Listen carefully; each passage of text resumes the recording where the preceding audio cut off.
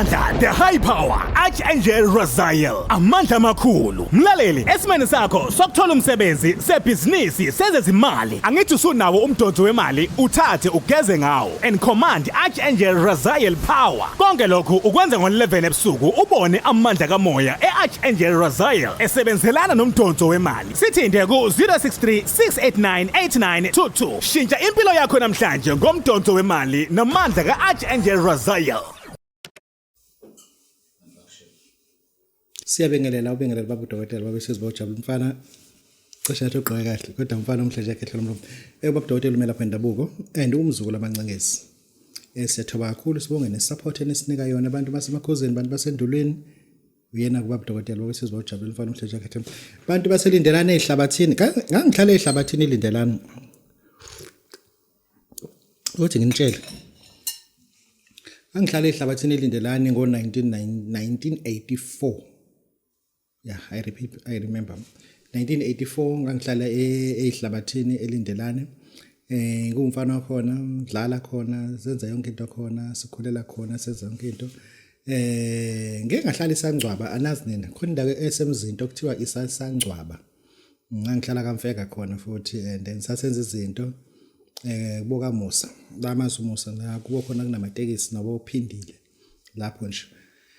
Kahlala futhi nakhona lapho baba udokotela wabo sesibawujabula umfana omhle njengekhethelo umzula ngamancengezi ngithi namhlanje ngeke ngiphathele ishow ngizofuna ukuthi niyazi lento baba udokotela ukuthi where he stayed what he did bla bla bla bla bla ngisazofundisana nokunye kancane kancane nizokwazi kodwa nizokwazi baba udokotela njenga namhlanje sithatha ithuba ukuthi ake senze lama video namhlanje siphethe i-theme yethu ethi lento ithuka abafazi angisho lento nithuka abafazi by saying this nithuka abafazi kunezinto esizenzayo thina not knowing ukuthi abantu besifazane siyabathuka and kushuthi mhlawumbe sine grudge nabo lokho kuzofanele kulungisa lento ngizofuna ngeke ngiyichaze njengomela lapha ndaba baba besizobajabulile ukuthi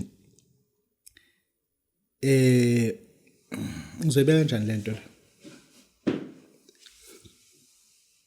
kunemithi ekuyiyona esiyisebenzisa kakhulu ebunyangeni engiyikholelwa kakhulu ukuthi mina is-sanitization. When you sanitize a negative spirit or negative energy, negative aura from a person, I find it very, very important because you are sanitizing that person. You are sanitizing that person because kunezinto ezenza ukuthi umuntu angabe sanitized automatically. Like your shoes are not sanitized. Kunamabandla angangeni isicathulo khona amaNazaretha wangena isicathulo iZayoni not zonke azingena isicathulo ama Muslims asingena isicathulo isigodlo senyanga la kunendawo la isicathulo singangeni khona njenga nami nje nginegodlo phezulu e19 izu2 khona lesingena khona isicathulo khona la esingangeni khona isicathulo ngoba kukhona baba omkhulu lapha lapha ke ngangeni khona isicathulo ngivamise ukungena khona sengiphethe iphepha nepeni iphepha esoselibhale umuntu othi ucela ngale kubaba omkhulu ngomcelela nafika anginike lo phepha ngilibeke lapha siconfirm sikhona nje besithi siyamenzela wazibiza ngongema wabhala igama lakho athi ngema bla bla bla ngema ngitheme ngena kubaba omkhulu sizomphakamisa mphakamisa afika sashawa isibongo uthola isibongo akusona asisebenza washo ukuthi hayi isibongo lesi asisebenzayo akusona isibongo kunezibongo ezu2 kunesibongo sisebenzayo phinde kube nesibongo sakho wasosinika ke isibongo lesakhe ke okuyisona ke asisebenzisayo isibongo okuyisona sakhe hayi lesi sisebenzayo sathatha kama fruit sahamba sawubeka kubaba omkhulu sasho ukuthi nanga umntwana uzocela ke nokuthi sashiya ke lapho engisho ukuthi izicelo zenu siyazihambisa kwamkhulu ngeke seziyeke sisho ukuthi insangansanga nto endala mkhulu labantu enhlophekweni nangu sibanono uzocela suke sihambise kunsangansanga angikho ke lapho ngisekutheni ke impila sithatha impila amafutha omhlaba sithatha ugarlic allium sativa siyiqhula lento sihlanganise bese sifaka imithi ewu2 bese sithi umuntu akakafuthe ngalomuthi izinsuku ezintathu uthatha ugarlic uthatha impila kunale mithi lemithathu engekhohlwayo bese uyifaka la musuthi lo muntu akaqhuma izinsuku ezintathu yazi lento uma uzoqhuma ngayo 3 days uvese uya kwaSCMA your case is more likely ngeze lilalelwe uma uzoqhuma ngazi insuku ezintathu uyokhuluma no principal ukuthi kungani ingane yakhe ingakhokheli esikoleni, more likely ingane yakho ngeke basayixoxa esikoleni because udaba olukhuluma lapha it's so important. Ngizokunika lento. Abantu abaningi ke abazi ukuthi even emajele kuyaqhunywa. Kuyaqhunywa emajele.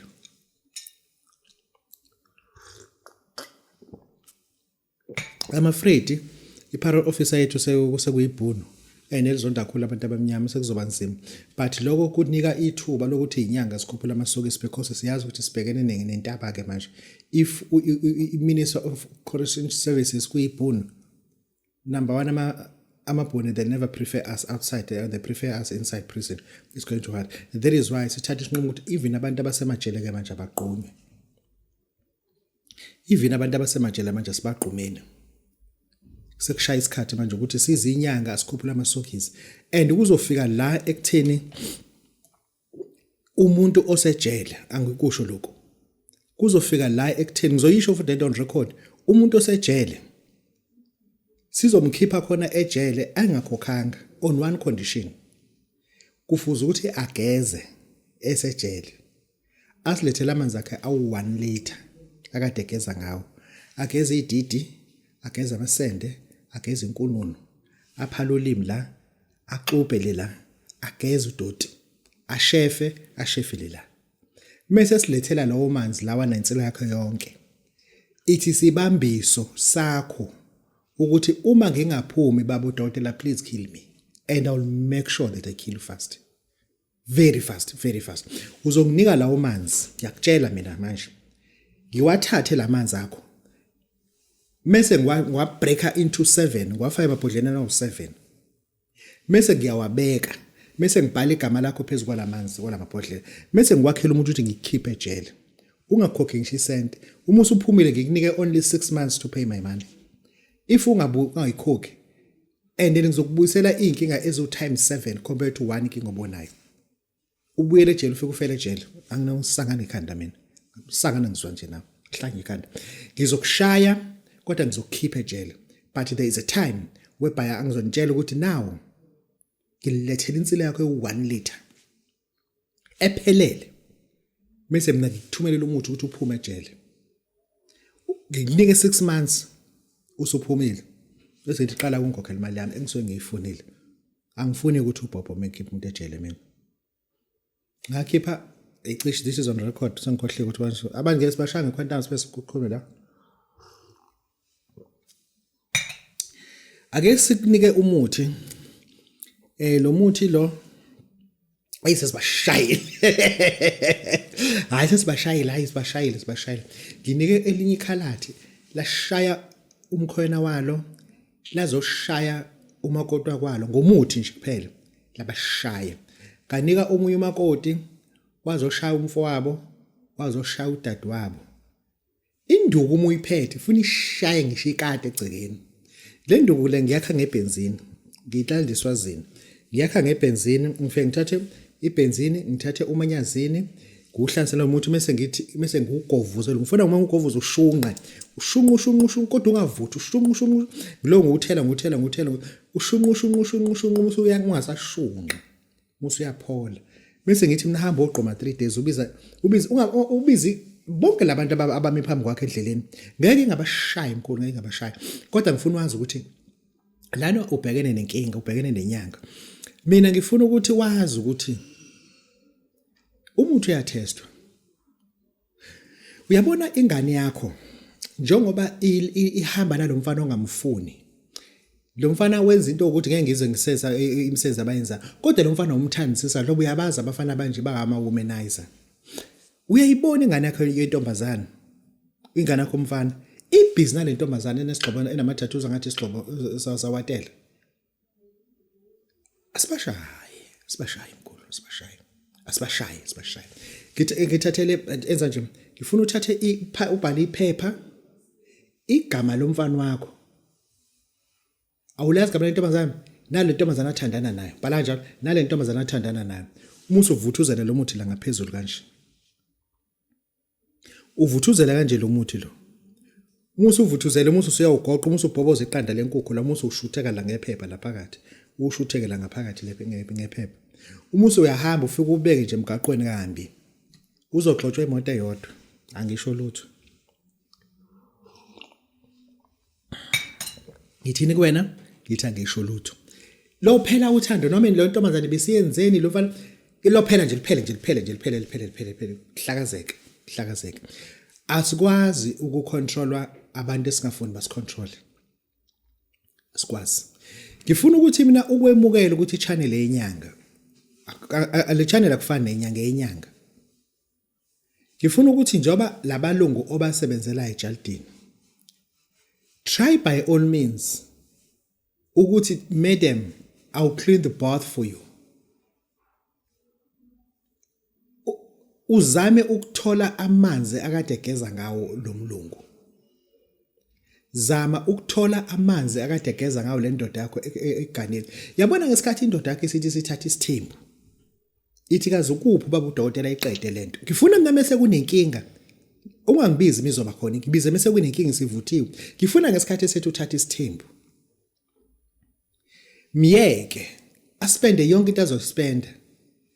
Uma usungibuyele nalamanzi lawo abe nje into engangenipho akade geza ngawo sishaye isithembu sakhe sihlakaze siphele nya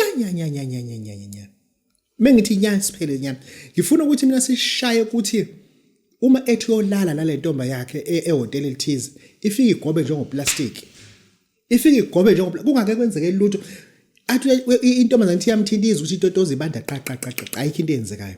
Ngifuna mina simkhanda umngakho umkhoyena wakho abande njengesidumbu.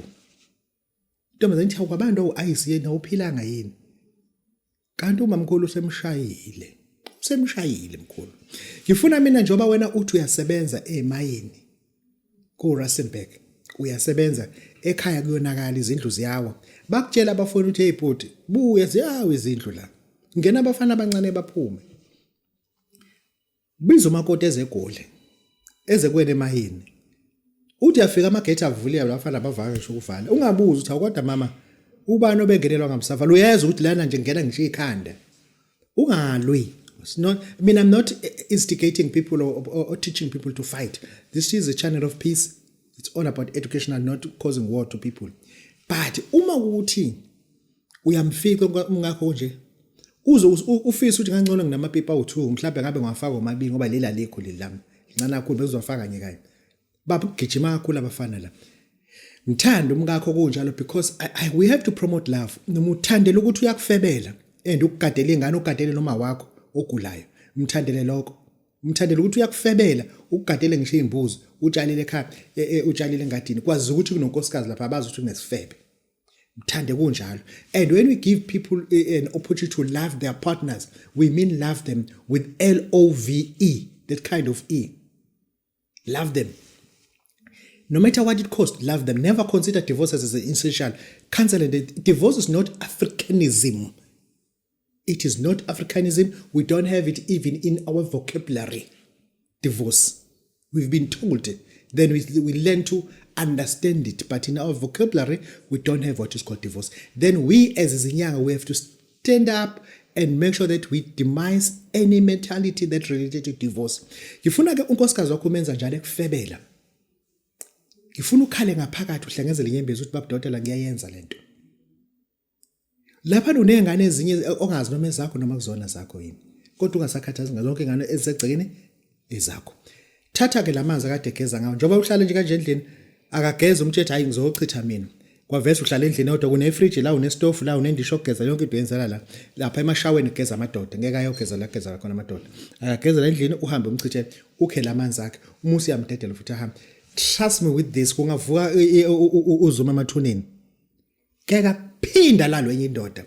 Uyoza shona emhlabathini noma ungafa 50 years uyohlala 100 years engakayithinta indoda. Imithi yamthinta indoda ubanda njengo ayisi. Imithi ifaka umuntu enkomeni kuphuma uphuthu. Wome and ayikho into engayenza indoda kuyena. Ubanda njengo ayisi.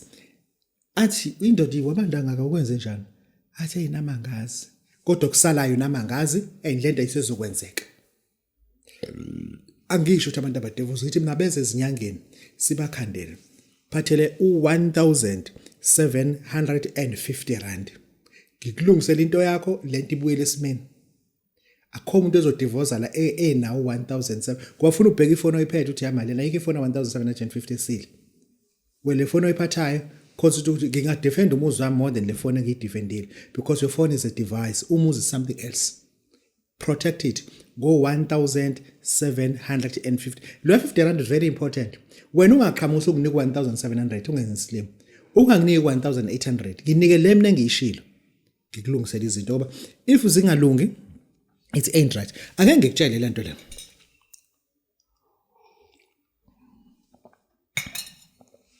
Bantu bakithi sontana ukusonta bathandena abantu kodwa iba nayo into ethi your enemy does not sleep well when as long when you say lento iyona angiqale phansi ngithi mina your enemy does not wish you to bring you flowers every morning. The enemy will celebrate the day ibona RIP next to your post because this is what they want. They want you to rest in peace. And please take this thing of animosity very serious. Angifuni umuza la kuba udokotela uzodabukisa, ungadabukisi. Unesitha esinjalo. Woza kuba udokotela ngikulungisele lesitha. Ngisibeke endaweni yaso kamnandi kodwa. Ngikubekele sona kahle. Isitha uma uzosilaya ngoba le quantum ngayivala. Uma uzoshaya isitha sishaye singene ku wheelchair uma usuhamba yombona futhi. Uthi yafika ubhosha ngoplastic, uthi yafika uchama ngethumbu. Isitha ke usushayileke lapho. Ngoba lento ke bese ifuna kuwena wena bese kufuna ufile. But when you did not kill him or her, umshayile nje ngenduku kodwa. Umshayile nje ngenduku. Angifuni mina isitha usifisele lo sizwe esikufisela konke. Sikufisela ukuthi ufe, consider not ukuthi sife sona. Ngoba umuntu ofila akabuza ukuhlungu rather umuntu ophilayo. Awu understand? Umuntu ofile akabuzwa ubuhlungu njengomuntu ophila. Umuntu ophilayo is a person who pays rent. Umuntu ofile is a person odliwa zimpethu. Those are two different people. Ngalondlela ke consider that as essential. Once was identify isitha sakho. Ngitholele umgaqo ebusuku ovamisa ukuba busy. Ufike usibize ngegama. Lana ke sesifake ithambo lenja eshayiswa imoto but not noma iliphi. Sifuna ikhanda. Imoto inja ukuze ukuthi ife ufuna ishayiseke ngasekhanda. Imishayiseke emsileni ayifinje. Imishayiseke onyaweni ayifinje. Liyephuka kuphela kodwa sifuna la ngasekhanda. Sifake lo muthi lona message sibanibana akahambe. Mase sifake ikhanda lemvukuzane. Awungezwe ukuthi ngithini. Sifake ikhanda lemvukuzane. Bese sithi akahambe lo. Sithi akahamba simdingi. Sehluphile. Ayimshaya imoto ahlale ku wheelchair. Mase siyombona futhi makhelwane kodwa yini. Kanti ushawe ithina vese. Umshaye kugoba ubhampa kuhlephuka inumber plate, njoba inumber plate sesingama plastic nje. Kusale lena ukuhamba uZN. Yeah. Ngoba ne awumbulali yena he wants you dead. Wena ungambulali. Ngizofuna senze nje. Lento ngizoyisha. Yabona njengoba bekupagery ekhaya. Yabona abantu understand ufike wakhe kini kusahamba kahle. Uthi hayi mina egoli noma ngathiwa ekhaya ngakhile. Hey nina. Yeyibo. Hey. Uyabona ukwakha ekhaya it is not an investment at all. I repeat, ukwakha ekhaya kini it is not an investment at all. Because whatever you constructed or built at home, it does not belong to you. It belongs to the family. When you die, your children and your wife will be thrown out of those premises. You are not investing well by constructing a kaya.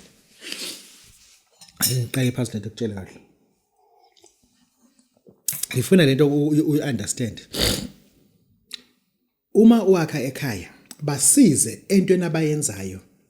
Bafake bese beshoda ngeroof yini eshoda iroof ngeke ngifakele iroof yini eshoda ngama-tiles sitheme kushoda ama-tiles awu-600 kanti abebangaka ama-tiles bathengela bengaka hayi ngicela ukunike imali nifaka u-400 baphi belobeko don't commit yourself completely because you are not going to own that. You are not going to own that. Ngisho ukuthi ke uma kodwa uyaxoshwa usuze wayenza lowo mistake yokuthi uyakha kodwa sebeyakuxosha. Sekuhlangene abafowenu akade sebehlala emaplazini sebethi bakhathe kuhla emaplazini babuyele ekhaya. Liphi lona ekhaya ngoba lekhaya kade ulakha onade bengekho. Liphi lona ekhaya? Sekubuya odadewenu abafebela amadoda bathi babuyele ekhaya. Kweliphi ekhaya ngoba sise sakushadisa. Wena olale nabafana abancane lapha ubela kweliphi ekhaya ngoba lo muzi wakhiwe yimina. Ubaba wahlala phansi nani wanitshela wathi yonke into elana ibhekene nosibanibani ngoba uyena olakhile lekhaya walivusa.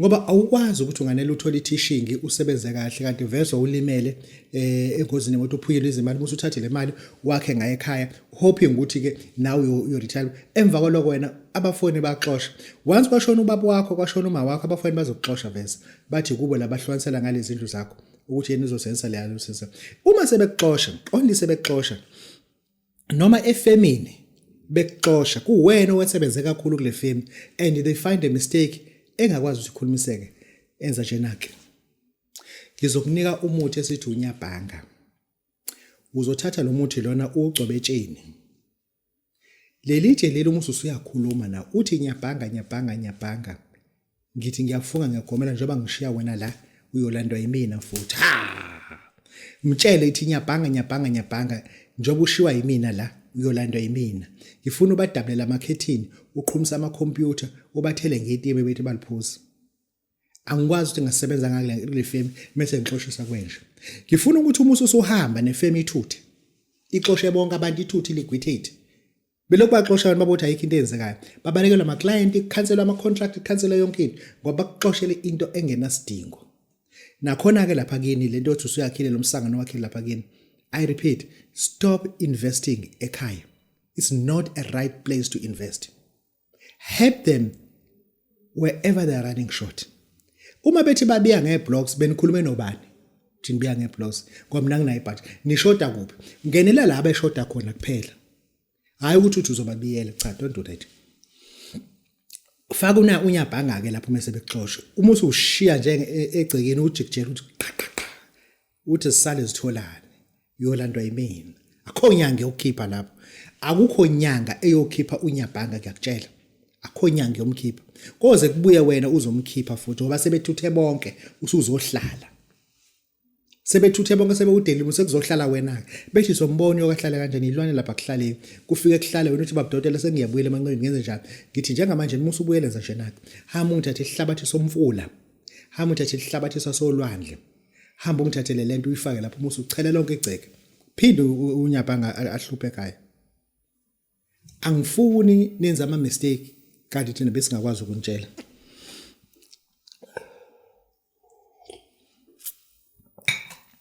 madoda abantu besilisa abantu abafaka amabhuluke asiyikhulumeni lento ngikhuluma njengobaba ngikhuluma njengesakhamuzi South Africa ngenomhlalo South Africa mina ngigulele kanti angizwani namadoda enikhuluma nithi bahlala ngena nje umhlalo mina ngisakhamuzi South Africa nginama title deed not ititela kunali title mina nginama title deed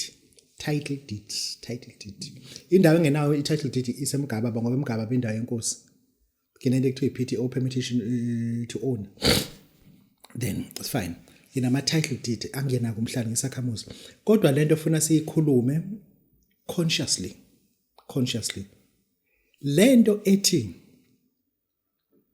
boba bangicela niyeke kuba religious you are too religious now phumani uba religious salaneni ngabantu no one was born religious we were all born naked with blood that's what we were not religious now you people you are too religious stop insulting women because of their cycle icycle yabo it's not a disease icycle yabantu besifazane it is a God's mandate ukuthi every 30 days you wena umuntu wesifazane uyophuma igazi esithweni sakho sangasese okushuthi you will menstruate for 7 days that is a mandate that was issued by the creator of the universe, who is so-called Allah or God. Then at that time, a woman, she is detoxifying herself, revitalizing herself. Not that she is in a mess, she deserves to be pathetic. Wena uthi wena unkosikazi wakho ngoba uyamenza akakwenzeli ukudla. That is barbaric. That is very insulting. Unkosikazi wakho ngoba uyamenza akangena ekamereni lwakho. Unkosikazi wakho ngoba uyamenza does not share a bed with you. Is it right? That is a gross insult ever exposed by a male, not a man, by a male. Because yonke lento oyishoyo, that is a female gendered person. Abantu besifazane bazosithatha kanjani? Thina singamadoda, we don't speak about this. This has to come to an end whereby we have to love your wife compared to nothing. Regardless ukuthi uyamenza, uphuma ubovu, ukhishwa isisu, is still your wife. Uphukile uyopha isilonda sibhibhi ilonda, is still your wife. Because i-construction onayo yomshado does not illustrate ukuthi, stipulate ukuthi whenever she's menstruating, she's no longer a wife, she's just a partner. No. Akukho la ukuthi enza i-sex with a menstruating woman. Akukho la ukuthi hate a menstruating woman. Lezi zinto lezi siyocela ukuthi singayisebenzisi social media wrong. Sipush i-agenda ukuzonda abantu besifazane. Ngizokutshela nje mina, that person leyo omzondayo, she is the mother of your children. Lo muntu wena omzondayo, she is the one who made you a man endaweni wena ubungakwazi ukuhlala esitebeni namadoda. But lo muntu namhlanje omenzayo uyena okwazi ukuthi akwenzele igama ube indoda.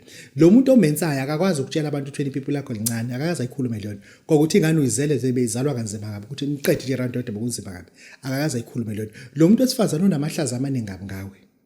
Kodwa wena we are busy even shaping the fact that uzomthatha unkosikazi wesibili ngoba lona ubuyamenze.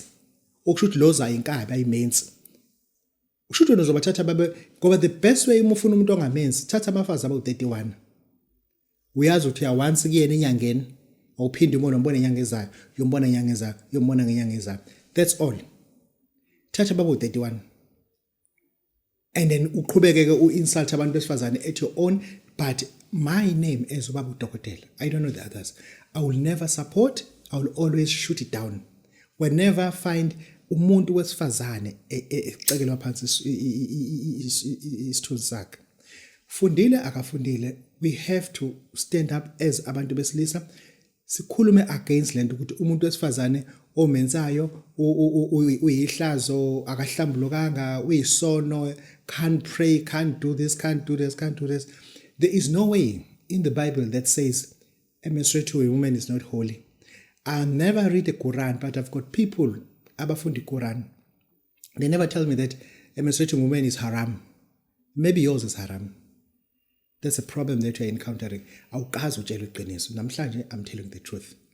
We as other men, we have to speak to these people because kune counseling lelekha khona kubantu besizwe. Baba Udokotela, baba besizwe, baba Jabu umfana umhle njengehlelo. Siyabonga. Amandla, the high power, Archangel Raziel. Amandla makhulu. Mlaleli, esimene sakho sokuthola umsebenzi, sebhizinisi, sezezimali. Angithi usunawo umdonso wemali, uthathe ugeze ngawo. And command Archangel Raziel power. Konke lokhu ukwenza ngo-11 ebusuku ubone amandla kamoya e-Archangel Raziel esebenzelana nomdonso wemali. Sithinde ku 063 689 8922. Shintsha impilo yakho namhlanje ngomdonso wemali namandla ka-Archangel Raziel.